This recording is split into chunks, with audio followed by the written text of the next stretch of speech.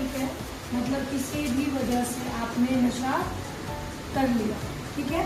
Second stage होता है dopamine.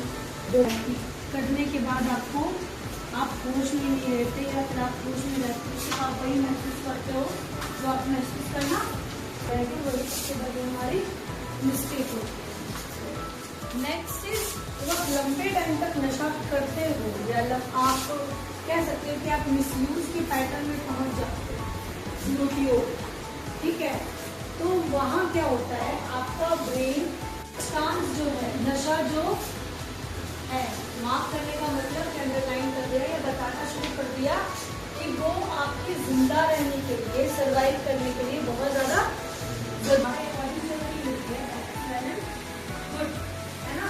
तो हमें लगता है कि ठीक है, तो दिमाग क्या कह रहा है कि तुम पिएगा नहीं तो उन चीजों के लिए सर्वाइव नहीं कर पाएगा जो चीजें तेरे आसपास चल रही, ठीक है।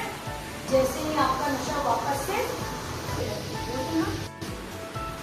सिचुएशन से भागना शुरू कर देते हैं, जो कहते हैं ना इसके वो तो मैं नहीं पीता, इसको बर्दाश्त कर केमिकल डालते हैं ताकि हमें सब कुछ नॉर्मल फील हो सके, ताकि मैं होश में ही ना रहूं, मैं उस परिस्थिति से भाग पाऊं, है ना। और खुद से इतना झूठ बोल देते हैं कि पता नहीं हमारे पास झूठ की एक लिस्ट बन चुकी होती है।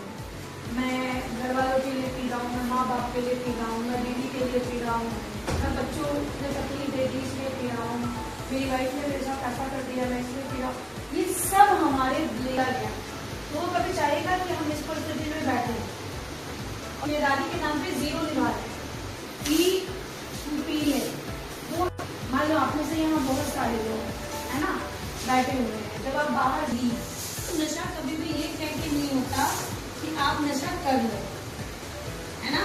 वहाँ क्या होता है, ब्रेन आपको सिम्टम्स देना शुरू कर देता है, सारी है या बाकी चीजें हो रही है। तो एक बार तो पेशेंट्स इस कंप्लेन के साथ आते हैं कि लंबा टाइम सर्टन होता है चीजों को ना, ब्रेन देगा तुम और कर।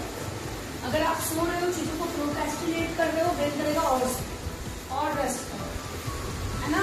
4 लोग आप नशा कर रहे हो और कर, यही तेरे लिए रिलीफ है। आप जो